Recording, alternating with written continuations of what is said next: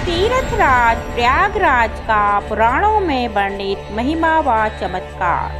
प्रयागराज एक ऐसा तीर्थ है जो गंगा, यमुना, सरस्वती इन तीनों नदियों की संगम पर स्थित है। यह संगम त्रिवेणी के नाम से भी जाना जाता है। यह एक पवित्र स्थल है। यहाँ पर 12 साल में कुंभ मेला लगता है। पुराणों में वर्णन के अनुसार जब समुद्र मंथन हुआ तब समुद्र में से एक अमृत कलश निकला, जिसे हम कुंभ भी कहते हैं। अमृत कलश को दानवों की दृष्टि से बचाने के लिए देवों ने उसे छुपाकर भ्रमण किया, जो कि 12 साल तक चला। अमृत कलश को जिस स्थान पर रखा गया वहीं पर ही कुंभ का आयोजन का वरदान मिला। हर 12 साल में 4 स्थानों को कुंभ आयोजन का वरदान मिला, जो इस प्रकार से हैं: उज्जैन, नासिक, हरिद्वार, तीर्थराज प्रयागराज। आदि अनादि से यह पर्व बड़े हर्षोल्लास के साथ मनाया जाता है। यह हिंदुओं का बहुत ही पवित्र तीर्थ है। जब कुंभ का पर्व होता है तब कोटि देवी देवता इस पर्व आयोजन में भाग लेते हैं तथा लाखों साधु संतों श्रद्धालुओं को पुण्य की प्राप्ति होती है। कुंभ मेले में लाखों नागा साधुओं के भी दर्शन लाभ होता है, जो कि अन्य दिनों में अत्यधिक दुर्लभ है। प्रयागराज को नदियों का संगम भी कहा जाता है। यहाँ पर कई चमत्कारिक मंदिर भी हैं। उन्हीं मंदिरों में से एक मंदिर का नाम शिवकुटी है। यह गंगा तट के उत्तरी भाग पर स्थित है। से 1886 में नेपाल के राणा पतंगजंग ने बनवाया था। परिसर में 500 से ज़्यादा शिवलिंग हैं। गंगा तट पर ही कोटेश्वर महादेव का मंदिर भी है। बताया जाता है कि भगवान राम ने शिवलिंग की स्थापना की थी। इसी मंदिर में भगवान शिव की शिवकोटि की अदालत भी चलती है। यह मंदिर अदालत की तरह ही बनाया गया है। इस मंदिर में शिव व नारायण जज की भूमिका में हैं तथा वकीलों की भूमिका में 537 शिवलिंग हैं। यहाँ पर श्रद्धालु भगवान शिव व नारायण से माफ़ी मांगते हैं। इस मंदिर की ऐसी मान्यता है कि भगवान शिव स्वयं मनुष्यों के किए हुए अपराधों को माफ़ करते हैं।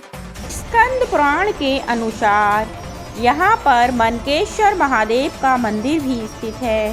इस मंदिर में माता पार्वती, भैरव, यक्ष, किन्नर आदि भी आदर्श रूप का मूर्ति रूप में उपस्थित हैं। इसी संगम पर एक अक्षय वट वृक्ष भी है, जो कि आदि से लेकर अंत तक पृथ्वी पर वही स्थित रहेगा। संगम पर ऋण मुक्तेश्वर का शिवलिंग भी है, जो कि अद्भुत चमत्कारों से भरा हुआ है। संगम पर हनुमान जी दक्षिणामुखी होकर विराजमान हैं। शास्त्रों में वर्णन है कि वनवास के समय अयोध्या से पहला विश्राम भगवान श्री राम, माँ सीता व लक्ष्मण जी ने प्रयागराज तीर्थ में ही किया था और उन्होंने 3 दिनों तक वट वृक्ष के नीचे ही विश्राम किया। जब माता सीता ने भगवान शिव की स्तुति की मनोकामना की, तब प्रभु राम ने मनकेश्वर महादेव का निर्माण किया और माँ सीता ने वहाँ भगवान शिव का अभिषेक व स्तुति की तथा भगवान शिव से मार्ग में आने वाली कठिनताओं हुई संकटों की मुक्ति के लिए भगवान राम व माँ सीता ने कामना की। पद्म पुराण में भी ऋण मुक्तेश्वर मंदिर का वर्णन है। कुछ समय वह प्रयागराज में महर्षि भारद्वाज के आश्रम में रहे। तब मुनि भारद्वाज ने श्री राम व माँ सीता को चित्रकूट में रहने की सलाह दी। यहाँ पर एक दिव्य पातालपुरी शिव मंदिर भी है जो कि जमीन के नीचे है। इस दिव्य शिवलिंग मंदिर का वर्णन संत चीनी फेंगसान ने भी किया। माता सीता ने इस दिव्य मंदिर में अपने कंगन दान किए थे। इस मंदिर में गुप्त दान करने की भी प्रथा है। भगवान शिव स्वयं अर्धनारीश्वर रूप में प्रयागराज में स्थित हैं। यहाँ पर शनि महाराज की अखंड ज्योत भी प्रज्वलित है। इसी संगम पर तीर्थों के राजा प्रयागराज की मूर्ति भी विराजमान है। संगम पर सरस्वती कूप भी है। इसका वर्णन शास्त्रों में है। इसी कूप में पुराने समय में कई लोगों ने मोक्ष की कामना से कूदकर अपने प्राणों का त्याग किया। अकबर के शासनकाल में इस सरस्वती कूप को बंद करवा दिया गया, जो कि आज भी बंद है। बताया जाता है कि वट वृक्ष जब पृथ्वी जलमग्न हो जाएगी तब भी वह पृथ्वी पर स्थापित रहेगा। संगम तट पर नागवासुकी का एक चमत्कारिक मंदिर है। कहा जाता है कि नागवासु के दर्शन के बाद ही यात्रा सफल मानी जाती है। नागवासुकी मंदिर में शेषनाग की मूर्ति भी है जो अत्यधिक दुर्लभ है। काल सर्प दोष की मुक्ति के लिए नागवासुकी मंदिर में अनुष्ठान किए जाते हैं। देश विदेश से श्रद्धालु दोष मुक्ति के लिए भगवान शिव का अनुष्ठान करते हैं। नागवासुकी जी की पूजा से काल सर्प दोष तुरंत ही खत्म हो जाते हैं। पद्म पुराण के पाताल खंड में नागवासुकी के मंदिर का वर्णन है। पद्म भागवत में भी इसका उल्लेख मिलता है। कुंभ मेला 4 स्थानों पर मनाया जाता है: हरिद्वार, नासिक, उज्जैन, इलाहाबाद। समुद्र मंथन के समय नागवासु जी का प्रयोग देवताओं ने सुमेरु पर्वत में रस्सी की तरह उपयोग किया था। इससे उनके शरीर पर जलन हुई। तब वह मंदराचल पर्वत पर चले गए, लेकिन उनकी पीड़ा खत्म नहीं हुई। तब भगवान विष्णु ने कहा, आप प्रयागराज तीर्थ चले जाएं तथा सरस्वती कूप का पान करें, इससे आपकी पीड़ा का अंत हो। तब ब्रह्मा जी के मानस पुत्रों ने नागवासुकी जी की एक मूर्ति वहां स्थापित की थी।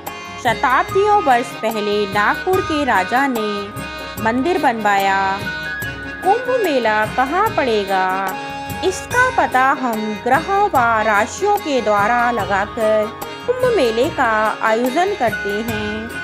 जब गुरु ग्रह वृषभ राशि में और सूर्य ग्रह मकर राशि में स्थित होगा तब कुंभ मेला प्रयागराज में होगा। जब गुरु ग्रह कुंभ राशि में और सूर्य मेष राशि में तब कुंभ मेला हरिद्वार में होगा। तो सूर्य राशि गुरु दोनों सिंह राशि में होंगे तब नासिक में कुंभ मेला आयोजित होगा। जब गुरु सिंह राशि में और सूर्य मेष राशि में स्थित होगा तब कुंभ मेला उज्जैन में आयोजित होगा। इस तरह हम राशियों व ग्रह के अनुसार कुंभ मेले का आयोजन करते हैं। शाही की तारीखें इस प्रकार से हैं: मकर संक्रांति 14 जनवरी, पहला स्नान, द्वितीय स्नान मौनी अमावस्या 29 जनवरी, तृतीय स्नान बसंत पंचमी 3 फरवरी, चतुर्थ स्नान माघी पूर्णिमा 12 फरवरी, पंचम स्नान महाशिवरात्रि 26 फरवरी को होगा। महाकुंभ में लाखों श्रद्धालु देश विदेश से आते हैं तथा पुण्यों की प्राप्ति व आत्मिक शांति का अनुभव करते हैं। दुर्लभ संतों के दर्शन प्राप्त होते हैं। प्रयागराज तीर्थ में आकर सभी मनोवांछित फलों की प्राप्ति होती है।